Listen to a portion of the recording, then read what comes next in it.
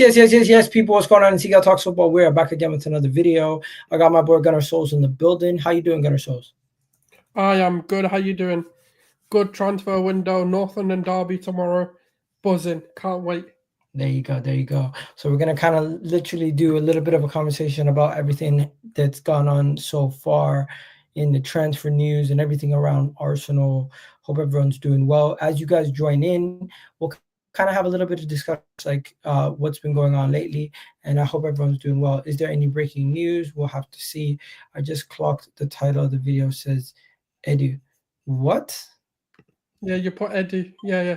I wanted to say it quietly because I didn't know if but it says Edu in there. Oh yeah, the comments are on you now. Comments are on you. No, I put Berta. You know what it is? On even on Twitter it says Edu. Yeah, everyone's changed. Wallahi changed. I literally had it as what do you call it, Berta, and it changed on me. What, you Berta out? Yeah, I'm joking. What the hell's going on? Why does it say Edu?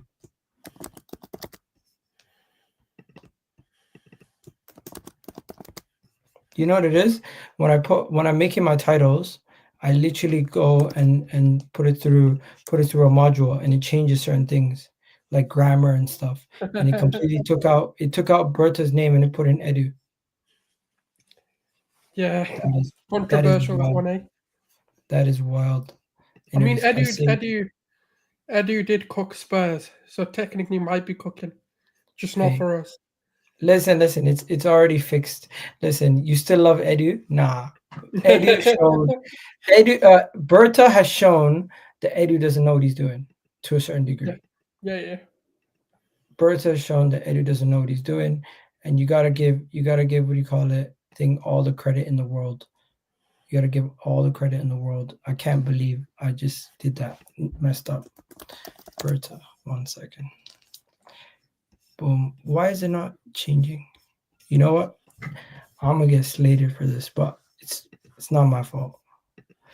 Literally, it's all good. I think everyone's having a laugh about it. Don't worry. 1 second. Let me just redo it, because then people on Twitter are not gonna see. They're gonna see Berta and they're gonna be like, "What the hell?" They're gonna see Edu and they're gonna be like, "What the hell are you talking about?" Boom. All right. Let's go. But yeah, man, it is a mad thing. That thing did me dirty there, right there. DeepSeek messed me up with my title. Because I'm not gonna lie to you, half my titles I have to re-edit it, reword it, and so I just put it through DeepSeek all the time to just make sure they fix up the title properly. But yeah, that was a mess up right there. Anyways, Berta and Arteta are cooking, and the reason why I say that, the window, bro, dare I say it, this could easily be a 10 out of 10 window. And I know people like I you know who messaged me? Kenny Ken messaged me. He said, you can't call it a 10 out of 10 window until we win the league. But in the hypothetical world that we do and go and have this window, you cannot tell me that we don't have a potential 10 out of 10 window on the cards. Gyökeres, Zubimendi, Madueke, Norgard, Kepa, Mascara, potentially Leão and Eze. Now, I find it funny how people just squeeze in Leão out of nowhere. But think about it. If we move off Trossard and Jesus and Zinchenko and Lokonga, Nelson, Partey's already gone, Jorginho's already gone. And on top of that, we give Saka a new deal, Saliba a new deal, Gabriel Magalhaes a new deal, Ethan a new deal. Bro, we have to be talking about one of the best transfer windows of our lifetime. I think there's two ways to kind of rate like transfer windows or even potentials of a season. One is what do you feel like it is right now, and what do you like, and then one is hindsight. Hindsight's always a great thing because you can evaluate everything and be right. But in the grand scheme of things, when we look at the way I evaluate is what did I want and what did I get, and the reality of the matter is if we're looking at that list, even if one of Leão or Eze come in, that's still in my eyes pretty much a 9 or a 10 because it's answered all the questions. If we're looking at the squad preparation, we can't sit there and really say, oh, they've left us short somewhere. We have pretty much 2 players per position. And it's a good quality squad, and it's the depth of squad, the bench that we look at. We're not going to be disappointed, and I think that's kind of the key for me. And I think also the timing of transfers is key as well, because 99% of our players have come through the door with preseason games under their belt. Like, I know obviously Madueke hasn't played yet, obviously Eze and whoever, if both come in or if one comes in, they might not, but it's more of a Prem-proven player anyway. So I think that's a different situation altogether. But Gyökeres is going to get potentially tomorrow. Then you've got other games coming up as well against in the Emirates Cup. I've forgotten who we're playing. I think we're playing Atletico Bilbao. Yeah. Yeah, and other. Nico Williams gets to see what he missed out on. Yeah, so I feel like it's a good amount of games, a good amount of preparation for all the players as well. We're also seeing some of the young players, and I think that's the key to a transfer window for me, is how early do you get the deals done? What kind of outgoings do you have? And have you got the players on a good deal? And I feel like we've done all that. I think Gyökeres is coming in at under 200k or around 200k, which is perfectly fine for a striker that he is. And we got him for what, like 55, 60 million pounds. The Madueke deal, people can talk about that, but we've done phenomenal business at the end of the day. We've solved a lot of our issues. If we're being honest, and the chat can get involved in this question as well, where do we really feel like we've missed out, or we feel like we haven't addressed this issue like we have in transfer windows of the past, given Eze comes in or Leão comes in? Now, before we get into Leão and everything else, I kind of feel like we need to focus on outgoings. But even before we do that, can we just bring it back quickly and just speak about some of the new contracts and potential signings for new contracts? Now, shout out to everyone in the comment section. Do me a favor, please do hit that like button if you guys haven't already done so. We do need you guys to make sure you guys continue to hit those like buttons, and let me know in the comment section, what do you rate Arsenal's window out of 10 so far? Personally, I'm not going to rate the whole window yet. I'm going to wait until later. But if we do get Eze, forget about the fact that we could even get Leão or not. I still think that is potentially a 10 out of 10 window, because we've gone and solved our midfield areas, we've solved the attack, and we've solved the defense, and we've improved the bench to a level where each position has an adequate replacement. You look at the backup. Our starting striker from last season is our backup striker. Our starting left winger from last season is our backup left winger. Madueke is coming in to be a backup right winger, and he was originally a starter for Chelsea last season for majority of the games. You have Norgard, who started all of Brentford's games pretty much, who's a backup to Zubimendi, who's our new starting DM. In the defense, you got Mascara backing up Saliba. Now we have another right-sided centre-back who can also drift and play right back if need be. And then what else did I miss? Oh, Kepa Arrizabalaga being an adequate replacement to Neto, who in my opinion was terrible. Neto was very poor, and he was cup-tied to say the least. So it didn't really give Raya much rest. So Raya is going to have more rest going into next season. But the squad, I've really pissed off some people on social media. I had Yash coming for me on Twitter. On TikTok, I had some Chelsea fans coming for me. But I do believe we have one of the most balanced and complete squads out there right now. If you just think about positionally and overall fit, we do have 1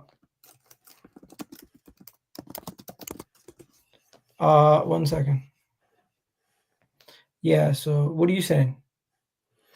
Yeah, when you look at it from like a depth perspective, like you've got the chart over here. If we're looking at it, if Havertz has to play a part of the season because Gyökeres can't, I'm perfectly happy with that. If Gyökeres is playing, I'm perfectly happy. If Saka's playing, or if Madueke needs to rotate with him, perfectly happy either way. Eze, Martinelli, perfectly happy. Reiss, Moreno, both shown quality. Zubimendi is one of the best sixes in the world and one of the best midfielders in the league. And I actually do, and I've touted this to be the signing of the window. And a lot of people come to realize why I'm saying Zubimendi, even over the likes of Florian Wirtz and stuff like that. That's in my opinion anyway. I think that's one of the biggest signings any team could have made. And Norgard is Norgard, right? Like, he's a reliable player. And I think that's kind of the key there. Odegaard, you've got Eze as a potential. And then if not, you've got Ethan there, which are both fine. You've got Timber and Benjamin White. Like you've said, you've got Masquera and Saliba. Like, it's just the depth and the quality in depth. Now, if we look at it in another way, let's say the starting 11 is that. Now, who comes off the bench? Because that's one of the key problems that we had last season. Currently a 7 or 8. I kind of agree. I'm not like far off their ratings. I do think it's a 7 No, as it currently stands. If Eze signs, what do you rate it then? Because with Eze, what do I rate it? I think 8.5, 8. Somebody said it's a Max is coming for the first team squad. It's a crime not to put him in. Understand, I was not putting Max Dalman in this because if I'm not mistaken, he can't play the first half of the season due to the fact that he's 15 still. You can. He turned 16 in December. I think there's limits for 16 he can actually play. Yeah, I think it's 16 that you have to be. I'm not too sure though, but I'm 100% sure. Like in the cups, he wasn't allowed to play the cups last season because he wasn't 16 or something like that. I don't know if it's just a UEFA rule or if the cups are fine. Okay, no problem. Let's get on to other stuff. You know what? This kid Rio looked really good for Liverpool. There's no need to compare people. Comparison's the killer of joy. If one thing I would say is for Liverpool's preseason, he's looked like one of the most exciting players. Someone put in the chat that it's if you're turning 16 that season. If that's to be true, then fair enough. Okay, so then maybe he can play then. Maybe that's why he wasn't included last year. Yeah, because he was 15. Yeah, he was 15, not turning 16. I'm looking at our squad depth, and I'm saying there's no excuses anymore. You can't hide behind the fact of saying we don't have squad depth because Gyökeres gets injured, you have Havertz, Saka gets injured, you have Madueke, Eze gets injured, you have Martinelli, Trossard is still here. We're going to talk about that. Odegaard gets injured, you have Eze, Ethan, Max. Zubimendi gets injured, you have Reiss, Norgard, Moreno who can play there. Same with if Reiss gets injured, you have Moreno, Havertz, Eze can play there. Timber goes down, you have Ben White, you have Mascara who can play there. Saliba goes down, you have Timber, Ben White, Mascara. Gabriel goes down, you have Calafiori. If Miles Kelly goes down, you have Calafiori and Timber who can play there. And if something happens to Raya, we have Kepa. In every position, I feel like Arsenal is now set. And there's no hiding. There's no excuses. There's no, we're missing this, we're missing that. At this point, I feel like this is the most complete the team has been, and it's time to go and deliver. The boys, they back themselves. They see what they're doing. I believe in this team. They believe in the squad. And I think we've now built a squad that I can comfortably say is amongst one of the best in the league. And I don't doubt that we have everything they will need going into next season, as long as we go and get the Eze signing done. And we'll speak about what's after that. But for now, I do think Arsenal squad is complete and is probably the most complete squad out of all the teams. Liverpool still have holes in their squad depth. Man City still have questions over their defense. Chelsea still have questions over their goalkeeper and their defense. And overall, they don't know how their attack's going to look with all the new pieces. Arsenal, we have 3 new pieces into our starting 11. We're relatively good over the last 2 years. I feel like we're the best equipped to go and have a good start to the season. The majority of our signings already in the building and training with the first team. And that's the key. I think it's just about like the fact that a lot of these guys are gonna get opportunities to play in a competitive environment before the league starts. And I think that's key. Like when you're looking at Victor Gyökeres, he's gonna have about 3 weeks, 4 weeks under his belt of training with the Arsenal, playing a few games here and there. And I think that's also quite important, especially when you consider the start of the season. We've got United, Liverpool, I think City quite early on as well, or Chelsea and stuff like that. So we've got a lot of the big 6 to play in our first sort of 10 games. And I think it's crucial to have at least your key players ready, like Gyökeres is, whether Eze comes through the door, whether a Leão comes through the door, whether it's Rodrygo who comes through the door, or if we do get any other players, that is. But yeah, I think we just want to, I am curious to see Madueke. I wish he was playing in the sort of Singapore tour, but I'm guessing that's just going to be too much for him, especially with the Club World Cup. But yeah, no, I mean, the season looks exciting. I think we've cooked with both players in early, and there's none of this dilly-dallying about transfer deadline day signings and stuff like that. So I'm just hoping we can wrap up whether it's the Eze or the Leão deal. And you know what? That's as perfect as a window as you can get. Okay, before we go any further, please do hit those like buttons, guys. Please do hit those subscribe buttons. Let's see what some of the comments are saying before we move on to the next thing. I agree, no excuses next season for Arsenal, not only for Arteta, for the whole team. At this moment in time, we have everything we need from squad depth aspect, from attack, defense, midfield. I think everyone should back themselves to go on to win this league. And how is Arsenal net spend more than Liverpool? Because Liverpool make player sales. Liverpool sell players. Who have we sold? Who have we sold? Have we? The only person I can think of that we sold was Nuno Tavares for like 7 mil. You guys need to remember these guys have sold Kwanzaa for nearly 30 mil, and they sold Luis Diaz for double Arsenal's record sale. Like it's not a big surprise when they're selling players left, right, and center. And they also got, was it 10 million for Trent at the end? Yeah, they got it because they wanted to bring him in for the Club World Cup, and they can only Liverpool do that. got more money from Trent, who left on a free, than we have this whole window so far on any player sales or loans. We're gonna have to sell some players and get some movement on some of our player sales. But right now, that is the situation with that. Let's talk about transfers and potential outgoings, incomings. What's happening? We will see. Manchester United loaning out players. You know something? I go on the website. I don't see too much movement for teams. But then you look at this. This is kind of interesting. Look at the transfers here. Can you see what I'm looking at? Majority of these are not big spoken about transfers. Like he left Leicester on a free, left Hull, and he's going to a Man City. Player left to go to Hull. You got James Trafford going to Man City. You got Bayern Munich player going to Everton. That's a big deal. 9 million. Obviously Luis Diaz. Newcastle sending a player on loan at Leyton Orient. Crystal Palace sending a player on loan to Leyton Orient. Leyton Orient might be cooking, getting some good quality young players. This was pissing me off. Joao Felix from Chelsea. Imagine they bought Chelsea bought him for a similar price, and they sold him for a similar price just a couple years later. And this guy, what is he, 25, and he's moved around all over the world. Like at this point, he's finished. Like, yeah, but that's because they've got a partnership with like Clearlake and the PIF, and they kind of are in bed with each other. Sure.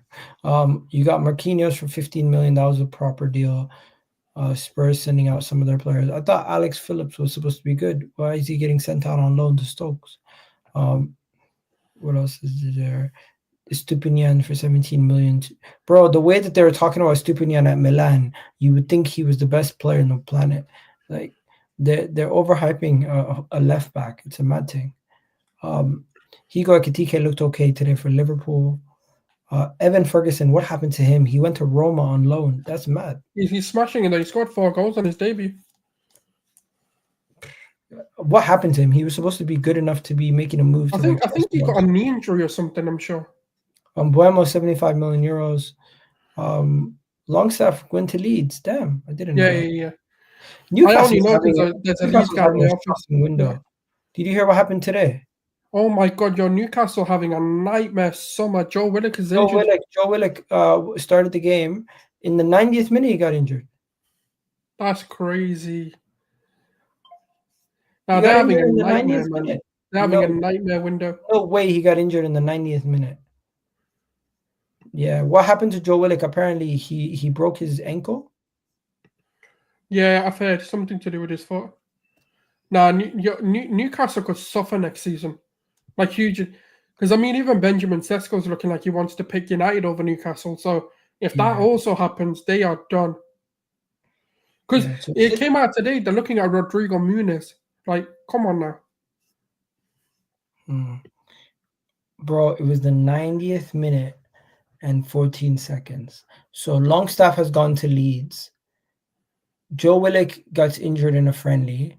Apparently, Stephen Botman is injured in a similar friendly. Isak is asking to leave. They've not been able to sign any of their players. Newcastle's having the summer transfer window of hell.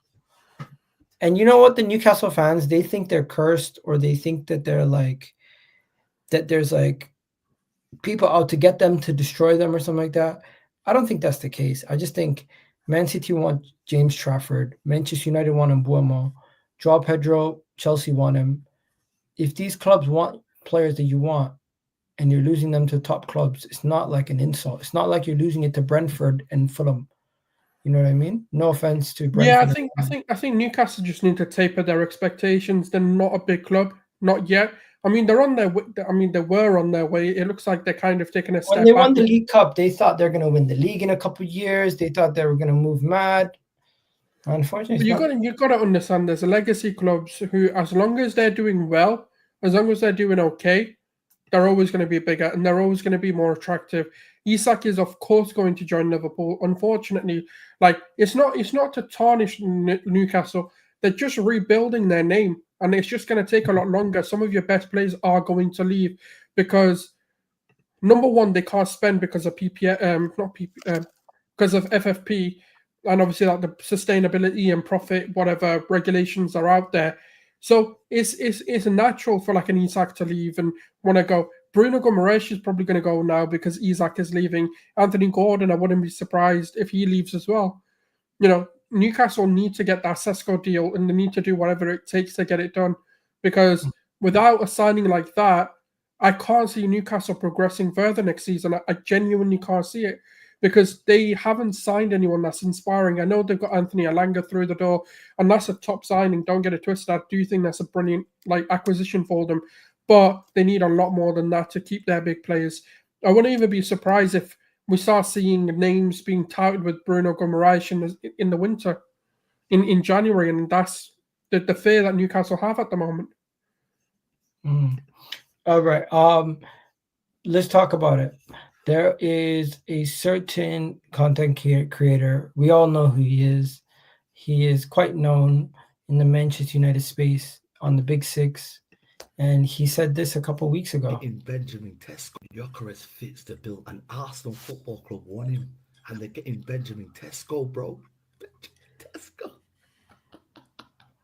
Bro, Benjamin Sesko, they can have that, bro. Victor Gyökeres, yeah? Victor Gyökeres. You think this guy's going to miss? You think Victor Gyökeres is going to miss, bro? Are you mad? You're not. Bro, you know what it is, bro? We haven't had a striker at the age of 27 since probably Dimitar Berbatov. And you're not going to have it now, because reportedly Manchester United are after your boy, bro. They're after Benjamin Sesko. He's ruining his own career, man. Do you know what? If I'm to be advising Sesko, right, and this isn't even coming from an agenda, the same thing. Newcastle, right? Yeah, but I'll explain. Not because people are going to think I have an agenda or I'm being biased or because of the United rivalry. None of that. I genuinely think for his development, forget about everything else. I'm not saying, yes, he might win at United. I'm not going to sit here and say he'll definitely win at Newcastle and, he'll have a better career at Newcastle or whatever.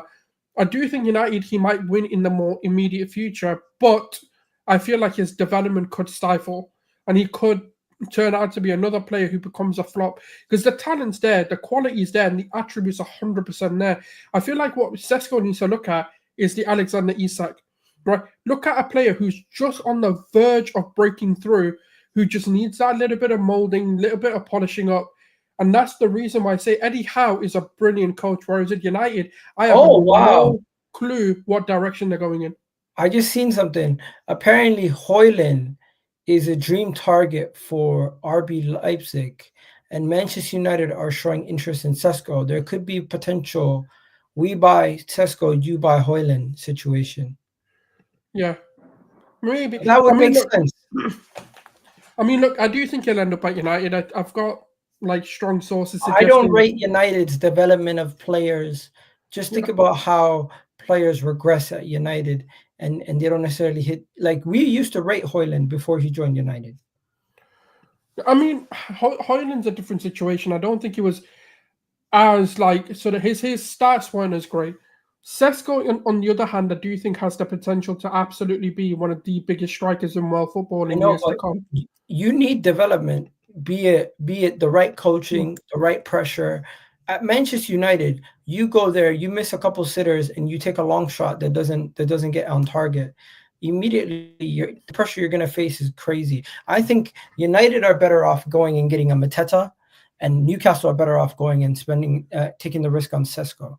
Manchester United right now are not in a position to be developing another striker when they already have, what do you call it? The guy the Carlito guy, I forget his name. What was his name again? Long hair. What's his name? The long hair United striker. He came from. He's Dutch. Why am I forgetting his name? People in the chat, let me know. What's his name again? What's his name? Zirkzee. That's it. What was that? Oh, okay. How do you forget? I didn't know who you were on about. I forgot you had long hair.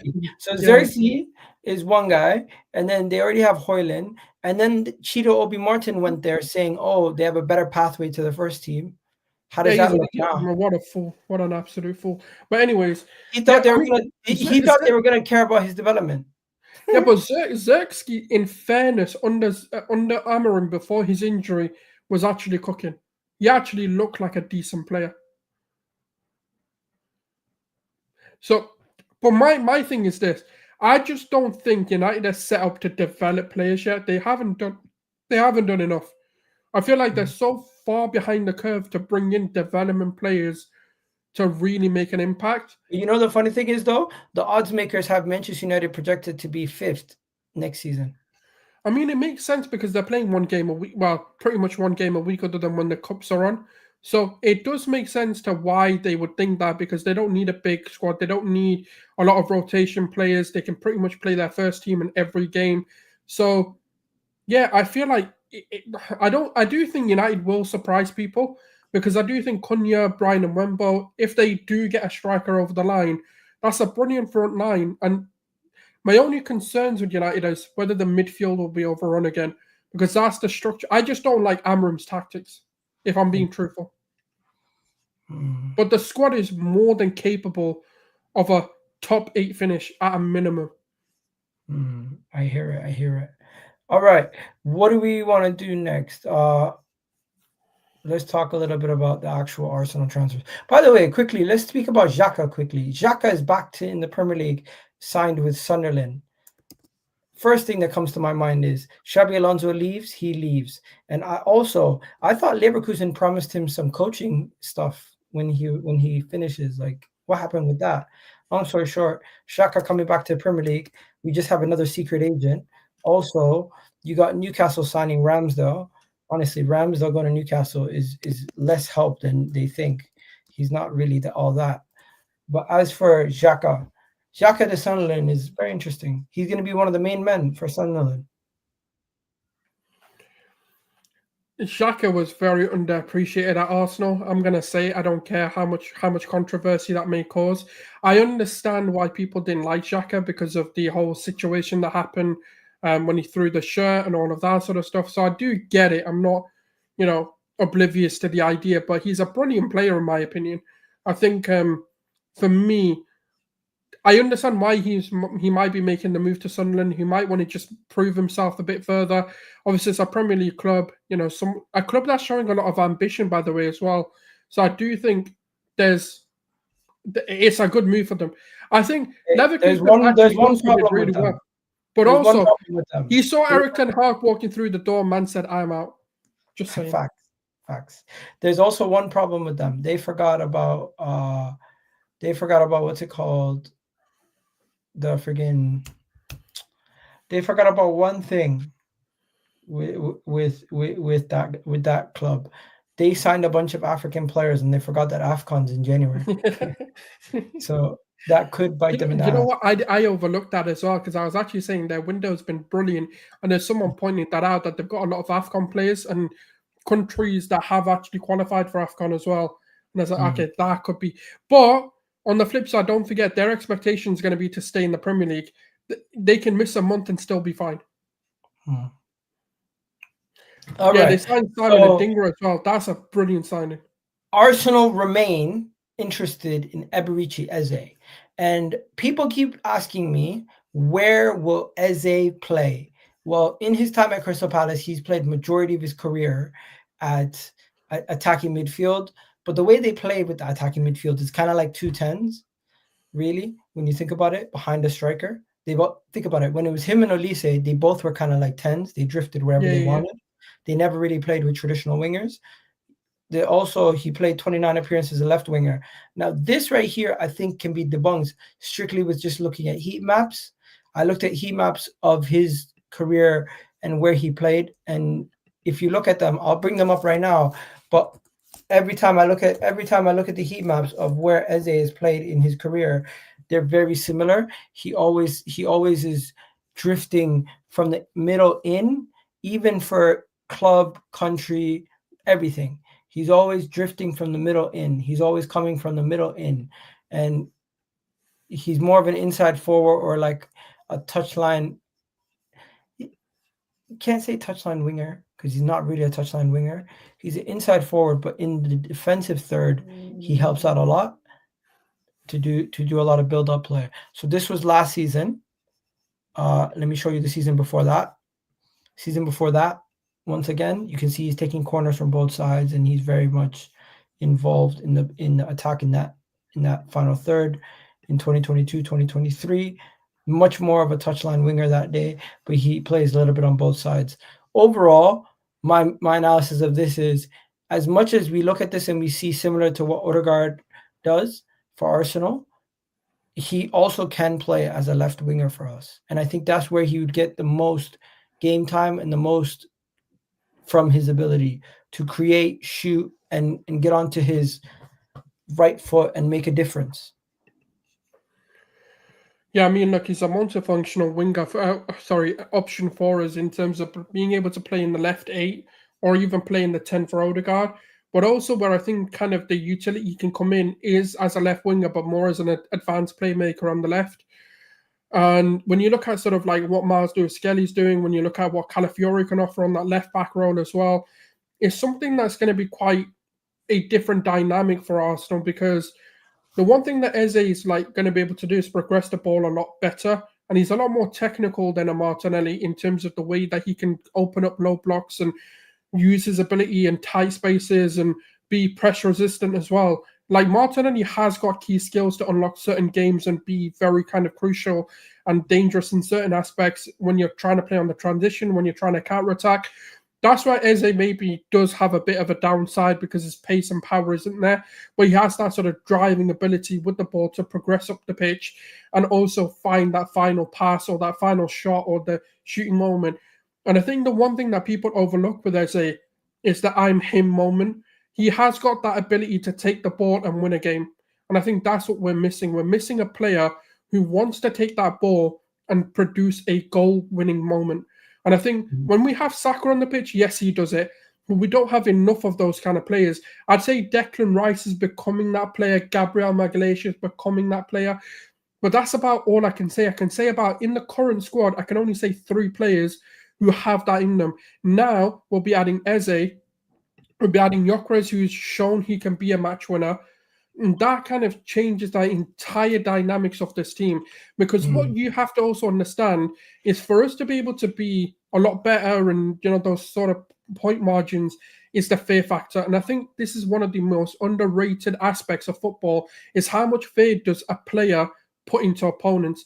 Because when we're looking at solving the issue of Saka being double teamed, Saka being triple teamed, is by having a striker who instills fear, who instills, you know, defenders having to also mark other players. Now, when you're looking at a front line of Eze, Gyökeres, and Saka, tell me who you're going to double team and who you're going to leave open. Because you wouldn't want to leave any one of those open, because the minute you leave one open, you'll create so much space for the others that they're also going to cause so much damage for you. And that's the key to this, and that's the key to unlocking an Odegaard, that's the key to unlocking a Rice as well. And I think Zubimendi, the spaces he'll find these wingers in, is going to be remarkable. And that's, I think, what Arteta, Berta, whoever you want to give the credit to, whoever you want to say is building this team out, is looking at, is how much fair do these players give and how much space can they create when they don't have the ball. And I think that's the key. All right, let me just say this also. I know this is kind of relevant, but the fact that impressed them the most in training that maybe you'd not worked with before. In training, probably Ebs, Eberechi Eze. He's been class in training. And yeah, he's impressed me the most, I'd say. If you were to play a 3v3, who would be on your team? Bukayo. Solid. So you got two players right there that already like playing with each other, already speak about each other in high value. That's just another thing that also comes into the dressing room. You also have Declan Rice vouching for him and Mikel Arteta vouching for him. Now, before we go any further, please do hit that like button. Please do hit that subscribe button. We're going to actually break down what's actually happening with Eberechi Eze. But the first person we're going to go to is my boy, Hand of Arsenal, or should I say Hand of Berta as a joke, because that's what he changed his name to a couple of days ago. Now, first things first, shout out to Tom, friend of the show. He reported that Eberechi Eze's release clause is believed to be expiring before the Premier League season starts, with a upfront fee needed to secure the deal. Understood that the clause expires, no concern in a potential deal. So that's one. Number two, Eze's release clause is thought to expire. Yeah, we've already spoken about that. QPR do 20% of the sell-on fee if he leaves. Oh, really? That's crazy. They didn't think about that. So no wonder Palace are definitely going to want as much money as possible from that. As for the actual update, Eberechi Eze and / Palace update, release clause does not indeed have release clause does indeed have an expiry date. We've already spoken about that. Palace and Arsenal have engaged in multiple talks. Sources confirm as of today, Palace are looking for approximately 30 million upfront first payment for any deal. So that's not a 30 million pound transfer fee. That's 30 million upfront, and then the rest being paid over a certain amount of time, be it add-ons or be it part of the deal, but just paid in installments. Also, personal terms with Eze are not an issue. No further advances at this moment in time. That is what was being reported there. Also, let me just go to this right here. This is where they're reporting the majority of the Eze stuff. You have Khan reporting that Arsenal would like to pay below the release clause, club to club contact, nothing in terms yet of a bid, and Palace have a release clause as it stands. The players' camp wants Arsenal. Declan Rice has given a glowing reference to Mikel Arteta and the club regarding Eze. So has Bukayo Saka. Also, Arsenal want Eberechi Eze to sign for less than the release clause. Palace aren't open to negotiations yet. Rival clubs believe they could change later in the window. Eze is keen on the move, so Arsenal is willing to wait it out. Arsenal remains interested in Eberechi Eze and focused on sales. After making 6 signings this window, the club have an open dialogue with Eberechi Eze's representatives. We've already spoken about all these other things. Here, Palace are looking for a centre-back, a midfielder, and a forward. Of course, we also heard reports about Zinchenko potentially being linked to Fulham, in addition to Reiss Nelson. So we're going to have to wait and see what happens with that, but we'll get back to that in a second. There's also talks that Eze's deal has nothing to do with the potential the potential sale of Trossard. Regardless of Trossard's sale, Arsenal still could fund. Trossard increasingly likely to leave with interest from Dortmund, but the sale could fund a left winger and Eze. But regardless, Trossard's deal has nothing to do with Eberechi Eze's signing. We can sign Trossard regardless if we sell Eze or not.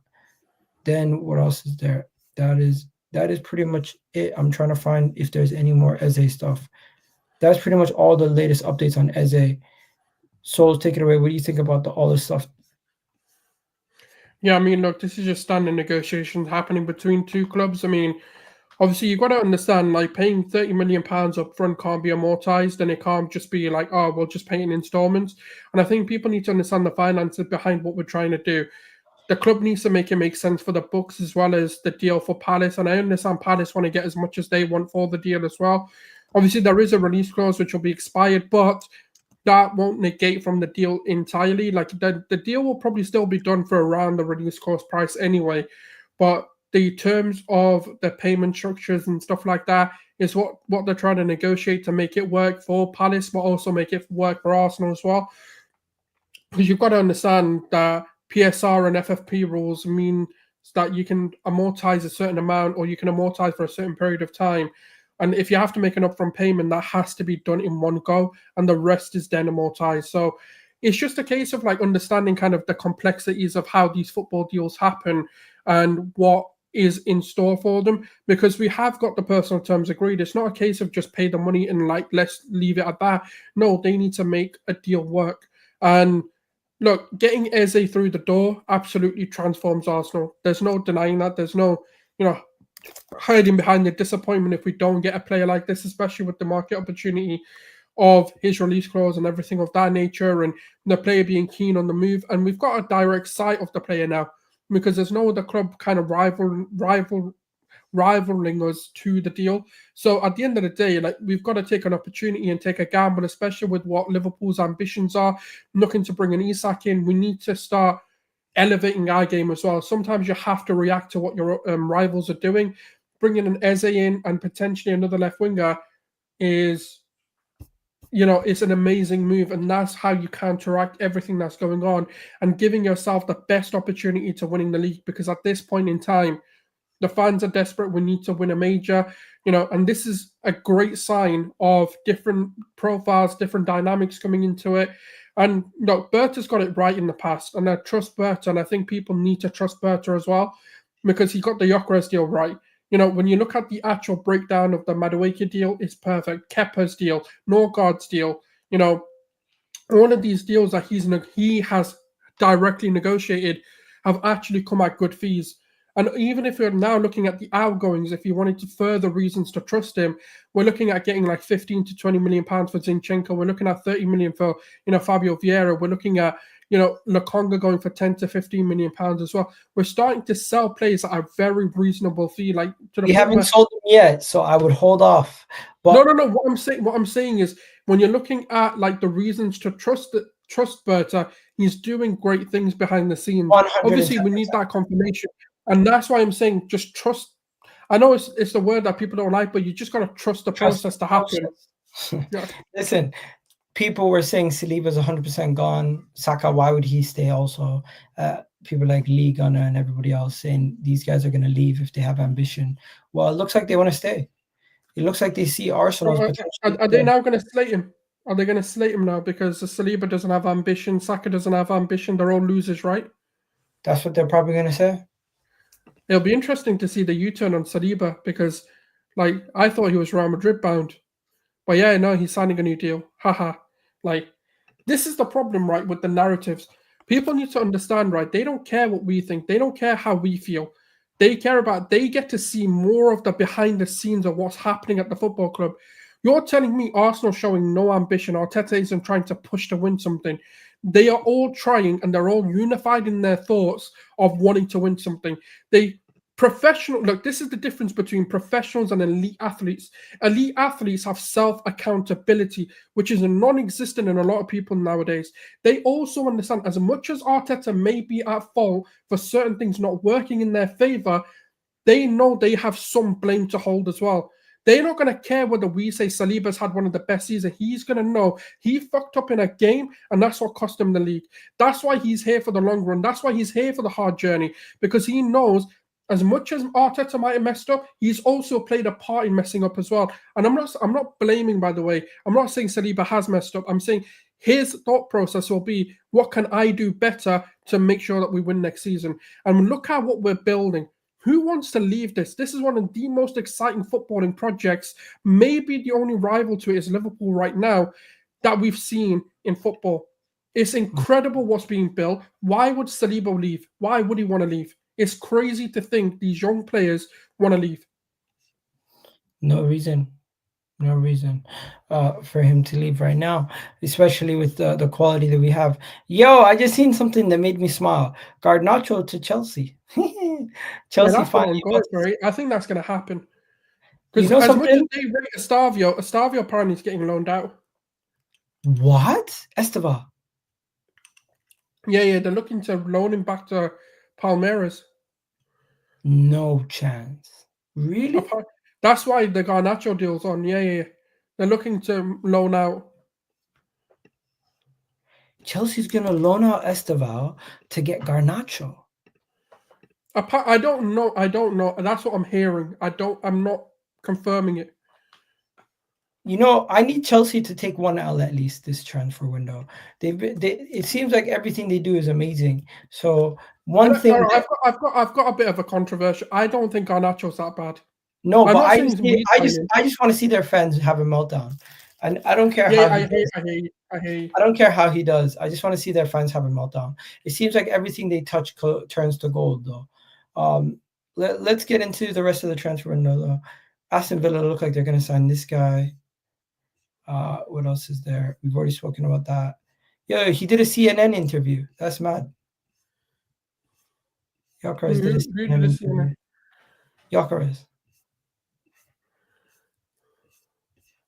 Gyökeres did a CNN interview.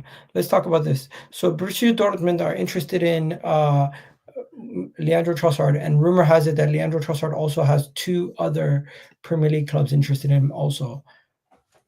I could really do see him leaving now that he's not looking to sign a new deal. He's going to be headed out the door.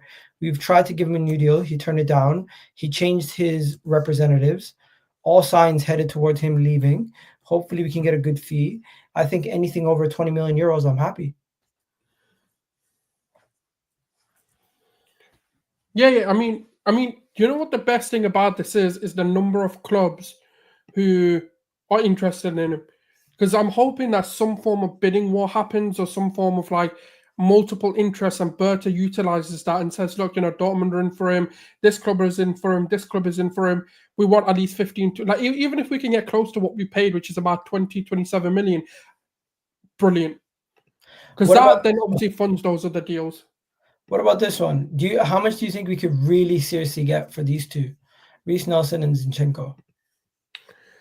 It's difficult because Reiss Nelson's been touted to be a loan move back to Fulham at the moment. Is the latest. But with an obligation or option potentially. Yeah, but that's always if they want to kind of whatever.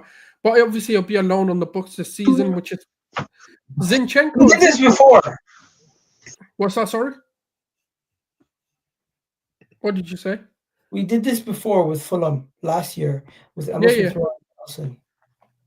But I think if you're looking at a straight up sale, maybe about 15, 20 million. I mean, if we do like a dual deal with them and just say, look, you take them both for like 30, 40 million, I'll be more than happy with that. 30 million base, 10 million in add-ons, I'll be like, yeah, you know what, that's cool. Yeah, that's fine. Because, bro, when do we get money? Yeah, but exactly. We're not good at selling because our players are under terrible contracts. That's part of the problem. I mean, I think Reiss Nelson's on 100K. I think Zinchenko's on like 150 to 200K or something. Yeah. Preseason goals right there. Yeah. Did you see Gyökeres' practice goal? Yeah. No, it's a good finish. Good goal. Nice finish. People are saying, yo, we're lucky. Don't get too excited, but wait, lucky about what? He gets it on his right foot, one touch, bang. And people are trying to tell me he's not going to have that time. No, he can that was pull that in off. His feet out quick. Yeah, that's a quick release. That's not a problem. That it's more of his transitional goals, which you can question, but that isn't one you can question. Florian Wirtz scored his first preseason goal for Liverpool. What else is there? I mean, it's against some unknown team, and like, let's not hype that up. Sounds like a tire company, right? I am not Yokohama or something, innit? Yeah, like, come on now. All right, here. I'm not gonna lie to you. I think Eduardo Higgins just hyping it up. I don't think we get either of these guys. But if we were to get one, Rafael Leão is the more plausible financially. I think Rodrygo is the better player. I don't know about you. I don't rate Rafael Leão. Both being available, Rafael Leão by far. By far. I don't rate Rafael Leão as much as you do. I think Rafael Leão is another. By the way, I rate them both. I'd be more than ecstatic. I think Rafael Leão is another Rashford type player where he's inconsistent. No. And also, the Rafael Leão links are because Berta called him 2 months ago. Has nothing to do with anything recent. Yeah, but Rodrygo, you can say the same. Like it's kind of older news. Rodrygo, their camp nothing active, but there's nothing. Their camp is asking for ridiculous money, and Real Madrid are asking for ridiculous money, and it's just like. Yeah, so the call with Leão could have been, what are we going to be looking at? And then obviously the pivot, it's a nobody's Rodrygo really falling over their heels to get Rodrygo right now because of the money. Only Tottenham, and he told Tottenham, I don't want to come to you. Yeah, I don't know why. I mean, fair play to them for trying. But for me, Leão's qualities, man, that guy is phenomenal. Rafael Leão might be fast, but he's inconsistent, bro. He's no better than Martinelli. No, that's disrespectful. No, listen. Okay, maybe not Martinelli. He's like Rashford. He will have a 7-game period where he's purple patch, where he's one of the best. You've got it. It's so disingenuous. Martinelli's doing it. Definitely like Rashford. Martinelli's suffering in a thriving team. Let's not do this. AC Milan are not thriving at the moment, and Rafael Leão is still a standout player for them in the biggest games that they play. The guy's there.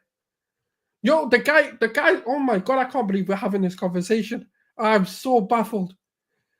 He's double-footed. He's a dual threat. He's an inside forward and a touchline winger. Do you know how rare it is to find players like Rafael Leão? The guy's qualities are ridiculously high. The technical floor gets raised beyond belief. My issue with Rafael Leão, Souls, is he's inconsistent. No, but the inconsistency is a games, and he consistently finds himself in situations where he does not do any defensive work rate, but he still is one of the guys. No, not a myth. He does work hard. No, not from what he does. He does, and you're also forgetting the aspect of it's a different environment. AC Milan isn't a thriving team. Of course, you're going to struggle. There's going to be inconsistencies in your game, but a guy in a team like Arsenal absolutely cooks on a different planet. I don't think we sell Trossard and go and get Leão. I mean, we should. That's the thing we should be doing, especially if he's available. That's the difference. If he's not available, then it's obviously a non-conversation. He's available for around 65 million euros, plus his wages. It's a bargain. It is the bargain of the summer. Plus his wages are only 105 million euros. No, it's a bargain. In that case, it's a friggin' bargain, and it's a no-brainer. No-brainer. Is he better than Trossard? Yes. Is he better? No. We're not even questioning it. He's Martinelli at his best. Far better. I think Martinelli at his best, and Rafael Leão at his best. Rafael Leão is obviously better, but they both suffer from the same thing where they're inconsistent for long periods of stretches throughout the season. No. Martinelli is a quality issue. That's why he's suffering. It's not because Rafael Leão's issue. No. It's not a quality issue. That's just because the team's shit. He does try, but the team's shit. What do you want him to do in a shit team? You look shit because Milan are doing shit. He himself in big games absolutely produces. Him coming to Arsenal is oh my god, you don't understand the ridiculous levels that he raises. It's insanity to even have a conversation where we don't even want to think about a Leão. You know the reality is? The reality is neither of them is going to happen. I don't care. I'm still saying you can't then just go, but Leão's this. No, Eze's going to be the guy. If you're coping because we're not getting him cool, I can understand why you're doing it. Otherwise, it's ridiculous. The guy is a phenomenon. I just don't rate him. I've always said it for the last couple of years. I feel like he's a guy who was one of the talismans. When he's on his high, he was on his high. People are viewing him similar to how they view Kvaratskhelia. But now instead of Kvaratskhelia, I view him similar to like a Marcus Rashford, where he can have a purple patch where he's one of the best in the world, and then he'll have a moment where a long period where he's nowhere near that level. And I don't think he's a lazy player or anything like that. I just don't think he's as effective as he is a glamorous name. No. People just don't. I think he has a more glamorous name in world football because of what he's done with AC Milan winning them the league once than he actually is effective on the pitch as a football player. No, he is effective. You need to go watch him back. I've watched many games where for Portugal and for AC Milan over the last 2 years where he's completely just been non-existent. Now, don't get me wrong. When they went to far in the Champions League a year ago and they won the league, he looked good. Is he a confidence player? I don't know. But right now, but you've also got to understand the environment. Guys like Martinelli and Kai Havertz. I think he would be another player who, when he's off his game, he's not that good. No, but you've got to look at the environment you're putting him in as well. No, but bro, he's in if Martinelli becomes a flipping relegation level player at AC Milan, like you've got to look at what he's. No, but bro, he is inconsistent in a team where he's being asked to be one of the main men. Because no one else is doing anything. That team is ranked. What do you expect? Forget about that. He's in one of the best Portugal teams of all time, and he's useless. No, he's not useless. Bro, he's useless in Portugal. You know what? If he signs, I'm telling you, you're going to have the biggest U-turn on YouTube. The biggest flip-flop on YouTube. I'm telling you. I don't rate him. That's crazy talk. I don't rate him. And if he signs, I'll back him similar to how I'm backing Madueke. But obviously he's a much better. But you've also said it. He won them the league. So, like, when he has been the star, he has been the star. Yeah. Marcus Rashford also was one of the best players in the world for a 9-game period. It doesn't mean but Rashford was never a league winner, though. Marcus Rashford and Leão are both similar players. Purple patches. No, they're not. No, they're purple patch players. When they're on their best, they're you know what they are? On their day, they're the best. Off their game, they're nowhere near the level you need at your club. No, but have you seen what purple patch players usually come from? What bad environments? Okay, so you're saying he's in a bad environment. I heard that several times, but it still doesn't explain why he's doing what he's doing. Martinelli in a thriving environment is a purple patch player. That's mad. You shouldn't have a bad period. Martinelli had really one season though. Bro, I'm not gonna lie to you guys. He has been relatively consistent, 15 to 12 goals and 10 plus assists a season. Don't get me wrong, but that's over 51 games. In the league, he's only getting 8 and 8. In the league, he's getting 9 and 9. In the league, he's getting 6 and 6. Like, he's not really smashing it. This is not a talisman. He is a side piece, and for his country, he's not really effective. He's played 24 games for Portugal, 3 goals, 3 assists. You're one of their best players. I'm sorry, no, he's not effective enough. I don't think in a team where he's not being asked to be the main man and do everything, I think he can really be a coaster. And Eze is going to be more effective for us on the left wing than he would ever be. Eze done 8 and 8, so your argument's invalid. Eze is in a much worse team, and he's playing in the Premier League for So exactly what I said about Milan. Milan aren't doing any better. Bro, you can't sit here and say to me one season he can get 15 and 8 and help his team win the league, and then the next 2 seasons not even get double-digit goals or assists. Because they're not in a thriving environment, just like Palace are actually in an upbeat environment, though. Milan aren't doing well. That's the difference. Eze is better than Rafael Leão, and Rodrygo is better than Rafael Leão. No, you just said, because you got 8 and 8, 9 and 9, or whatever. Now, if we do the Eze Egal, do you watch football with your eyes closed? I don't, bro. I genuinely watch it as it is, and I'm telling you that's my opinion. If you don't agree, I'm sorry, I can't help you. No, but the Eze thing, right? If you're gonna do the 8 and 8 or whatever, he's only done this, and he's a talisman, he's the main guy, and he's only getting this. And now, when I've said, look, Milan aren't a thriving environment, you want to bring context for Eze in. This is what I'm trying to say. If you're consistent with your argument, then cool.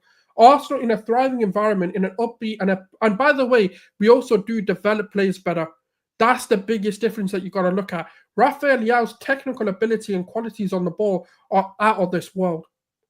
All right, He's He's double-footed. He's a dual threat for a winger. He can play inside forward. We'll see, bro. I'm gonna have to wrap up the video, unfortunately, because I gotta go feed this kid and put him to bed. Sorry, everybody in the chat.